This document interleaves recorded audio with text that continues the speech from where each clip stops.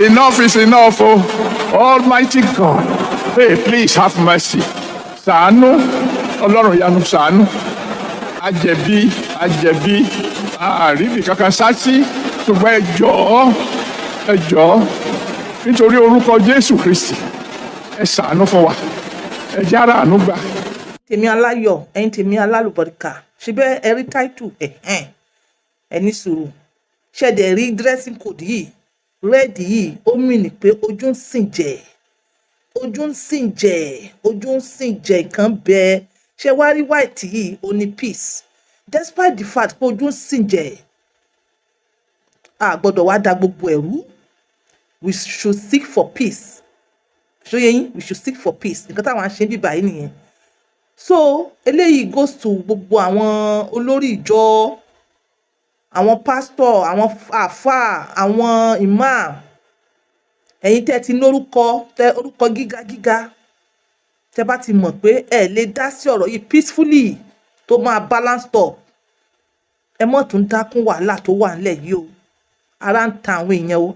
Èèyàn kan sọ fún mi pé ajé àṣewọ náà fìlẹ̀ ẹ̀ ni, ojú yín fresh. Ṣé èèyàn kan wà ní Nàìjíríà yìí tó fìlẹ̀ ẹ̀? Ṣé èèyàn kan wà ní Nàìjíríà yìí sì tó fìlẹ̀ ẹ̀? Even tó bá tiẹ̀ fi gbogbo ilé tó bá fi ṣòwò, kò sí bó ṣe fìlẹ̀ ẹ̀. You are spending more pẹ̀lú àyà jíjá because the economy is not stable. Nísìnyí wọ́n ti fowó kún gbogbo owó mọ́tò. Àwọn tó ń bá wa gbé ọjà DHL, àwọn náà fowó kún. Nígbà tọ́rọ̀ ti rí báyìí, ṣáwa náà ò ní fowó kún owó ọjà ni, á fowó kún owó ọjà. Àwọn customer wọ́n dẹ̀ ń pè wọ́n fẹ́ rajà, tá bá ti wá fún wọn ní new price, wàhálà ó bà dé. Ìgbà yẹn ni wàá wá rántí, wọ́n wá ṣẹ̀ṣẹ̀ wá rántí pé àjíà, mo fẹ́ rajà sílé, àjíà ọmọ máa wọ school. Wọ́n mọ̀ yẹn tẹ́lẹ̀, but wọ́n rò pé price yẹn sì dàbí ti tẹ́lẹ̀. So yẹ yín, so ó affect mi, inú mi ò dẹ̀ dùn. Òun ló fà á, bóyá tá a bá sọ, ó ṣeé ṣe kí wọ́n wá nǹkan sí owó epo. Ojú ń sìn jẹ́, oní kọ́lọ̀ red yìí, ojú ń sìn jẹ́. So therefore, ẹ̀yin olórí ìjọ, lórí mọ́sálásí, àfáà, imam, tẹ́ ẹ bá ti lè sọ dáadáa, tí èyí tó máa jẹ́ kí ọkàn aráàlú balẹ̀, ẹ mọ̀ dá sí, ẹ mọ̀ jẹ mùlá yín tọ́nà ní kẹ́ wá jẹ, mọ̀ jẹ lọ. So yẹ yín, aṣọ àlà white sọ́nà ti fún yín. Ẹ mọ̀ jẹ́ kí àwa hungry people kan ká bá yín depo sí o. Àwa hungry people kan, ẹ mọ̀ jẹ́ ká bá yín depo sí o. Ẹ̀yin olórí ìjọ, ẹ̀yin wá wo ọ̀rọ̀ bàbá wa Adeboye yìí, ẹ wá gbọ́. Èèyàn kan ló jù sí mi, wàláì, tẹ́ bá rí response mi, ẹ̀rù Ọlọ́run bà yín. Response mi yẹn, mo fẹ́ kẹ́ farabalẹ̀ kẹ́ gbọ́. Màá wá sọ díẹ̀ lé response mi yẹn, ó lágbára. Despite the fact pé bá a ṣe respect bàbá yìí tó, a sì sọ sí. Ọ̀rọ̀ tí wọ́n pass ní ọ̀rọ̀ Madam Aduni tó sọ tó ń lọ viral báyìí. Response mọ́mì yẹn, òun ni wọ́n send sí mi. So èmi kàn gé that particular àdúà. Then response mi séyàn yẹn, ẹ máa gbọ́. God, we are suffering. Have mercy. Enough is enough, oh Almighty God. Hey, please have mercy. Ṣàánú, Ọlọ́run ìyanu ṣàánú. Àjẹ̀bí, àríbì kankan sásí, ṣùgbọ́n ẹ jọ̀ọ́, nítorí orúkọ Jésù Kristi, ẹ ṣàánú fún wa. Ẹ jẹ́ ara àánú gbà. Ẹ ṣàánú orílẹ̀-èdè wa, ẹ ṣàánú ẹbí wa, ẹ ṣàánú ìjọ Ọlọ́run, ẹ ṣàánú wa gẹ́gẹ́ bí ẹnì kọ̀ọ̀kan. Olódùmarè, ẹ ṣàánú o, Ọlọ́run ìyanu, ẹ ṣàánú o, ẹ sọ òkùnkùn wa dè mọ́lẹ̀. Ọlọ́run ìyanu, ìnira yìí ti pọ̀ jù. Olùdáǹdè, ẹ ṣàánú, ẹ foríjì wá, ẹ jọ̀ọ́, ẹ sọ òkùnkùn wa dè mọ́lẹ̀.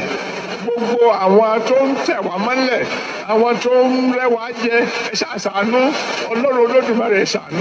Àjẹ̀bí o, àwa ló jẹ̀bi o, Olódùmarè, àjẹ̀bí. Àwa la múnú yín dùn, ó ní wàhálà fi dé.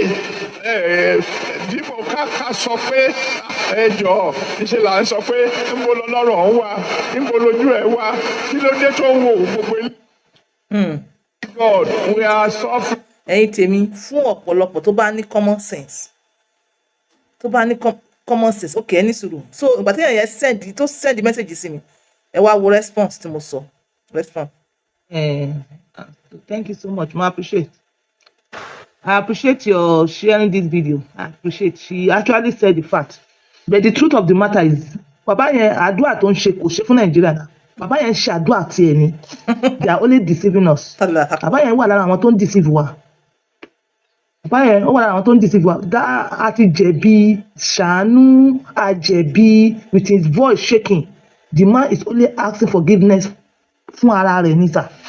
Kì í ṣe fún a whole Nigeria. Otherwise, ó yẹ kí ó ti make a correction through even his own school. And this, we may not have enough evidence, but school yẹn gan maybe it's not even for redeem. It's not for redeem. It's only he is at the forefront. Even òun gan bàbá yìí gan ìpè rẹ̀ gan ó lè jẹ́ fake. I'm sorry to say that.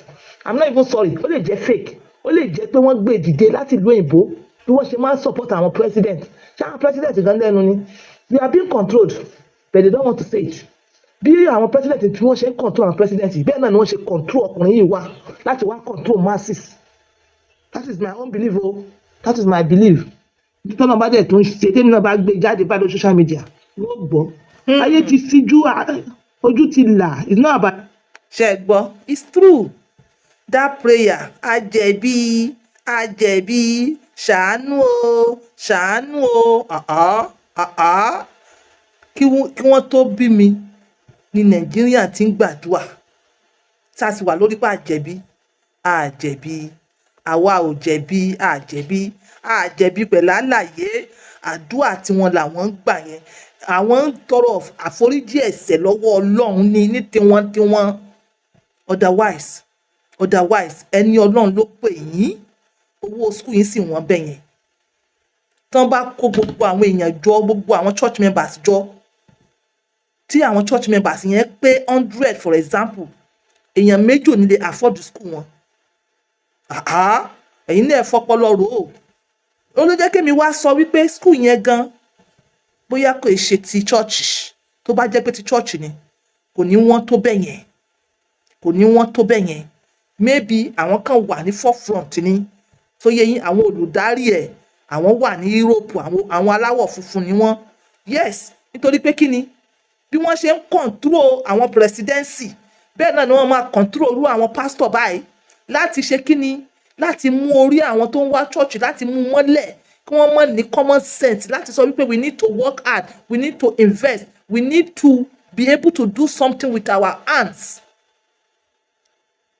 Àwọn ọmọ ìlú èbó àwọn ṣe gbogbo ẹ̀ bí wọ́n ṣe gbé ìlú wọn tí wọ́n gbé lárugẹ through their handworks and what they do but àwa wọ́n ti ra gbogbo àwọn pastor lórúkọ yìí pé ẹ mọ̀ jẹ́ kí wọ́n wá sí church ẹ jẹ́ kí wọ́n nígbàgbọ́ pé problem àníláárí o ọwọ́ Ọlọ́run ni ọ̀dọ̀ Ọlọ́run nìkan náà lẹ́mọ̀ gbàdúrà fún yes a máa gbàdúrà sí Ọlọ́run lóòótọ́ pé kí Ọlọ́run bless our hand jobs but tó bá ní hand jobs náà lọ́lọ́run ti fẹ́ bless yẹ so wọ́n lo àwọn orú kákọ̀sì báyìí láti fi control brain wa ṣé nísìnyí ẹ̀yin ẹ lọ gbọ́ inauguration speech bàbá wa Tinubu ẹ wo plans ẹ̀ fún Nàìjíríà bẹ́ẹ̀ ńgbà tó dé bẹ́ǹtì tí wọ́n wà bẹ́ẹ̀ sìn wọ́n dàbí ẹni pé wọ́n confuse kí ló dé nítorí àwọn control yìí náà ni ìwọ tó bá tí nígbàgbọ́ pé a sì wà lọ́ndà ẹrú tiẹ̀ bọ́ ìwọ tó bá nígbàgbọ́ pé control yìí is external forces not internal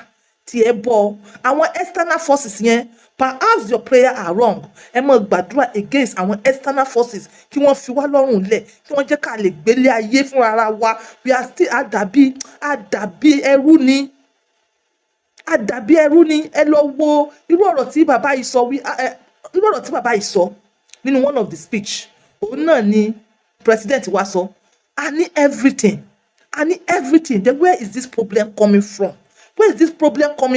nítorí pé kí ni àwọn kan ló jókòó lé wọn lórí ló jẹ́ kí wọ́n mọ bí wọ́n ṣe imagine a ní crude oil ń bíbá káwọn pẹ̀lú gbogbo millions of naira kí wọ́n wá gbé refinery dìde bí almost 100 ní gbogbo state kí refinery like almost all the states ló ní crude oil ó wá difficult fún àwọn ìjọba wa láti jọ yí tipẹ́tipẹ́ kí wọ́n make it possible ká ní refineries ká mọ̀ ṣe gbogbo ẹ̀ kó lè bá a dùn mọ́ wa irọ́ wọn kò ṣeé ṣe nítorí pé kí ni control external forces yìí. Control yìí náà ló ń dààmú àwọn pastor wọ̀nyí, àwọn náà wọ́n control wọn ni. So therefore bàbá yìí tẹ́lẹ̀tẹ́lẹ̀ it doesn't speak like this tẹ́lẹ̀tẹ́lẹ̀. Kí ló dé sí tó sọ pé it's about spiritual? Spiritual wo kú mọ́? Bí spiritual yóò affect àwọn ìlú èbó, spiritual wo ni kú mọ́? Ẹ má dákún ọ̀rọ̀ tó wà nílẹ̀ yìí. Ẹ má jẹ́ kí àwọn aráàlú kí wọ́n wá ti ọ̀rọ̀ ẹnu yín as a man of God kí wọ́n fi wá máa ṣèbàjẹ́ nílùú.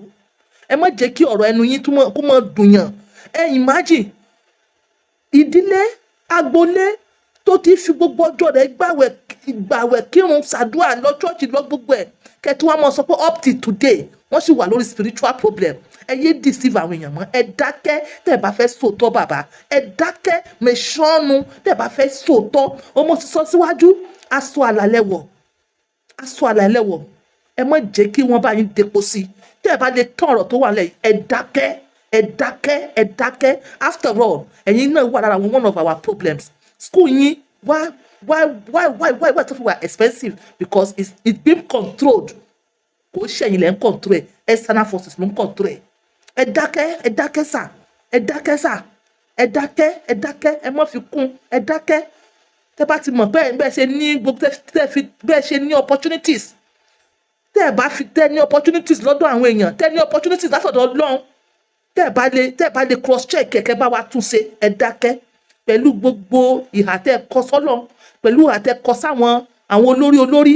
Ó yẹ kí Nigerians, ó yẹ kí a ti wà níbi tó dáa, kí ọ̀rọ̀ wa ti lójútùú. Ẹ jẹ́ kí n wá sọ fún yín o, ẹ̀yin olórí tẹ́ bá ń gbọ́rọ̀ yìí. Ṣé ẹ rí ebi ẹ ṣe nǹkan tó dáa? Ẹ̀yin olórí tẹ́ ẹ mọ̀ pé mo sọ pé ojú ń sìnjẹ́. Ó ní gbogbo àwọn utterances mi tó lágbára yẹn. At the same time I seek for peace. Tí ebi bá ń pa àwọn èèyàn, wọ́n ní ebi ò kí ń wà ń bẹ̀ kí ọ̀rọ̀ mi wọ̀ ọ́. Ó máa dàbí ẹni pé ẹ rí àwọn ọlọ́pàá yẹn mú. Ó máa dàbí ẹni pé ẹ rí àwọn sójà yẹn mú. Àwọn uniform people tẹ́ ṣì níbẹ̀rù wọn. Ó máa dàbí pé ẹ rí wọn mú. Ebi ò tí ì pa wọ́n ni o. Tébi bá pa wọ́n tó pa ọmọ wọn tó pa ìyàwó wọn, ẹ̀yin ó mọ̀ pé díẹ̀ àwọn gan wọ́n ní action. Ọ̀rọ̀ mi ò jù báyẹn lọ fún yín. Ebi ò kí ń wà ń bẹ̀ kọ́rọ̀ mi wọ̀. Kí lẹ máa wá ṣe? Ẹ lọ subsidize oúnjẹ. Kò yẹ sí pé kẹ́ lọ mọ bọ́gù ṣọ́ọ̀bù ní ṣọ́ọ̀bù, kẹ́ lọ mọ tọjọ́ ní yọ́jà ní gbàǹjo, ìyẹn ò kó bá yín. Ẹ lọ subsidize àbí àwọn ṣe sọ subsidy oúnjẹ. Èyí tẹ́ fi ń subsidy prígíméjì tí ò kàn yín. Ẹ lọ subsidize oúnjẹ. Ẹ subsidize epo yẹn padà sí low price. Epo yẹn gangan ni the genesis of all this problem. Nígbà tẹ́ ẹ yọ subsidy, ẹ̀yin ò rántí backfọlẹ̀. Ṣé bẹ́ẹ̀ ni ẹ lè ṣe ni? Kí ló wá dé sí? Why complaining? Ṣé bẹ́ẹ̀ mọ̀ ọ̀rọ̀ tó wà nílẹ̀ tẹ́lẹ̀? Ẹni ẹ lè ṣe. You gave us hopes. You gave us hope. Kí ló wá dé tẹ̀ ń jábáyá? Ẹ̀yin wá ní social spiritual. Kí ló dé bàbá? Ẹ má tún dákún. Ẹ kọ́kọ́ bẹ̀rẹ̀